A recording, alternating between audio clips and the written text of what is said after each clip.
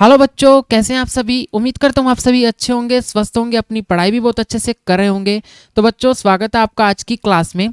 आज हम इस वीडियो में डिस्कस करेंगे अपने चैप्टर नंबर 3 की एक्सरसाइज 3.2 का सिक्स्थ क्वेश्चन।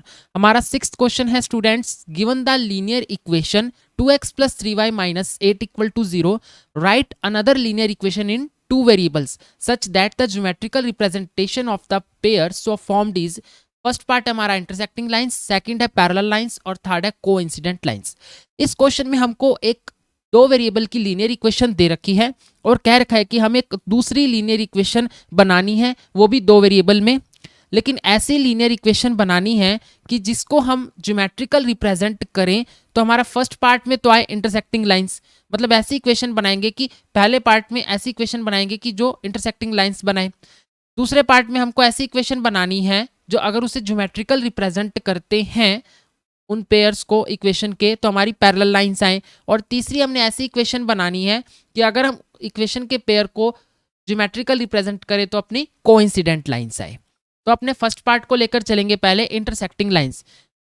तो हमें गिवन क्या है, सबसे पहले हम गिवन लिखेंगे। गिवन में हमको जो इक्वेशन दे रखी है वो चीज लिखेंगे जो कि है 2x + 3y - 8 = 0, राइट। अब हमें पता है इंटरसेक्टिंग लाइंस के लिए क्या कंडीशन होती है।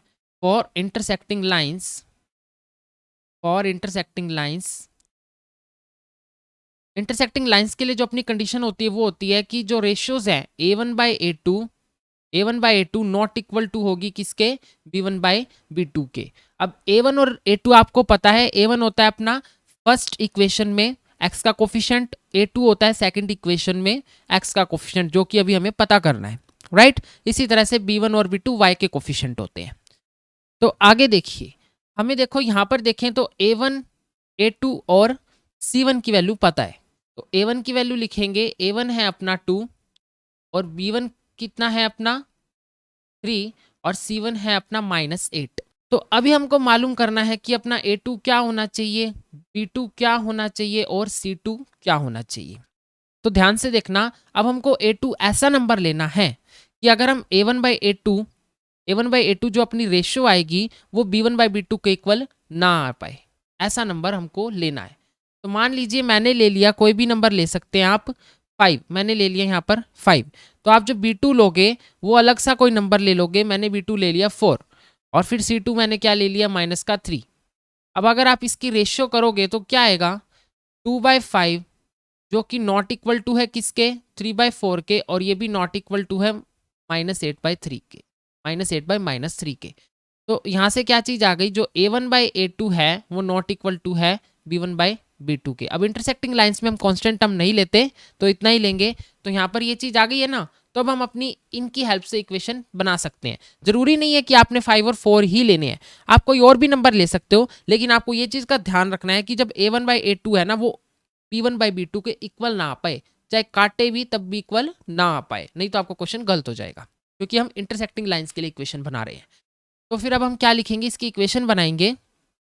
इक्वेशन कैसी बनेगी, यहाँ पर 5 है तो 5 के साथ क्या आएगा, x आएगा, प्लस में b2 कितना है अपना 4 के साथ क्या आ जाएगा, y आएगा, क्योंकि टू वेरिएबल्स की हमें इक्वेशन बनानी है।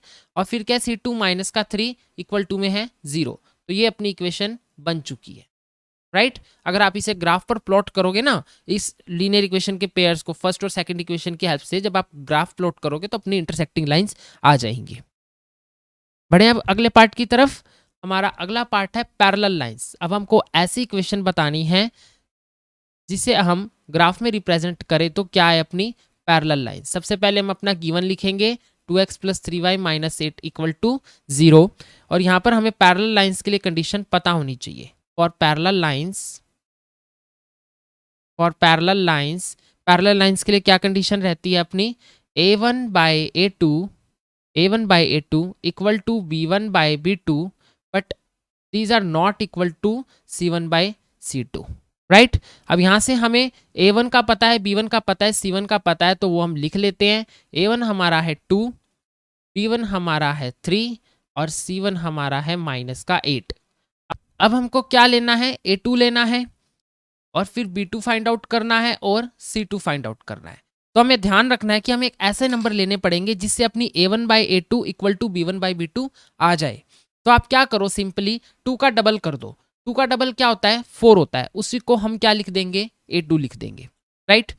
आगे देखिए, अब अगला नंबर है b1, ठीक है ना। b1 में 3 है, b1 किसके इक्वल है, 3 के, तो 3 का डबल कर दो। 3 का डबल कितना होता है, 6 होता है।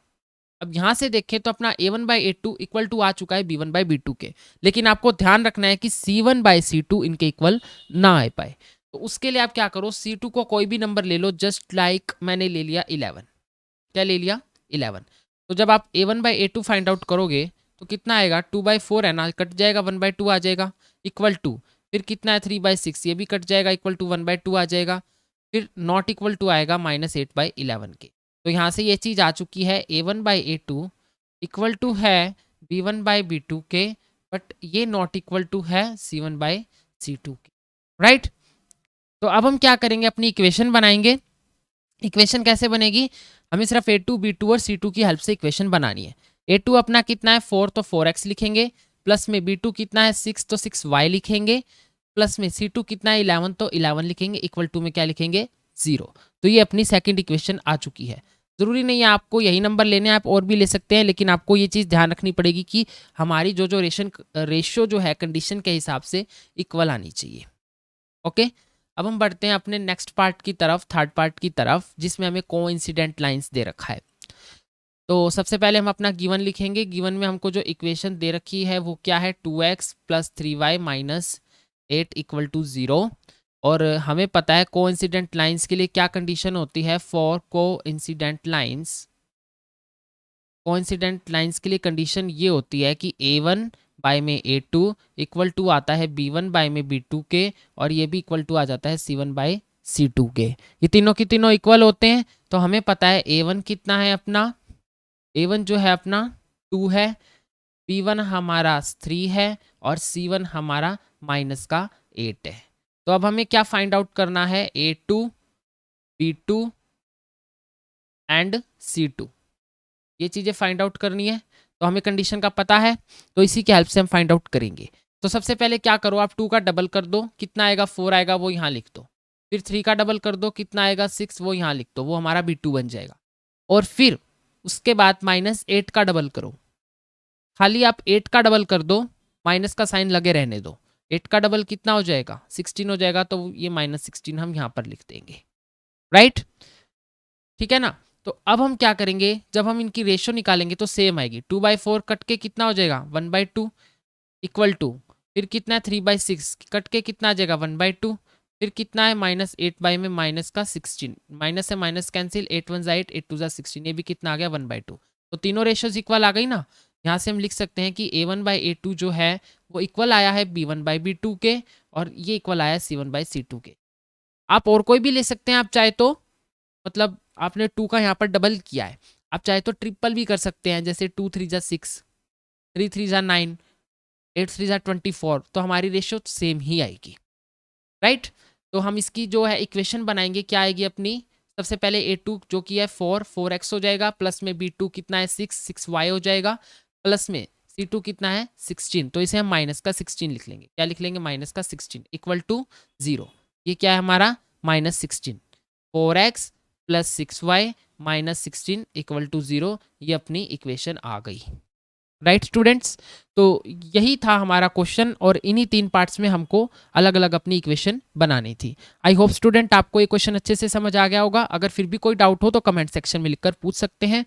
अगर चैनल पर नए हैं तो चैनल को सब्सक्राइब कर दीजिएगा, वीडियो पसंद आए तो लाइक कर दीजिएगा, इसे अपने फ्रेंड्स को भी शेयर कर दिया करो, थोड़ा वो भी पढ़ लिख लेंगे। ओके, फिर मिलते हैं नए वीडियो में नए सेशन में। Thank you.